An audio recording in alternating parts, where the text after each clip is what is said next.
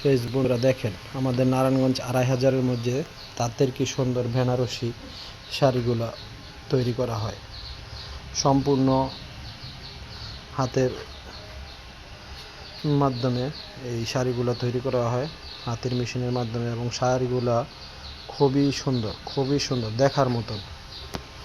প্রত্যেকটা শাড়ির গুণগত মান এত ভালো আপনারা কল্পনা করতে পারবেন না।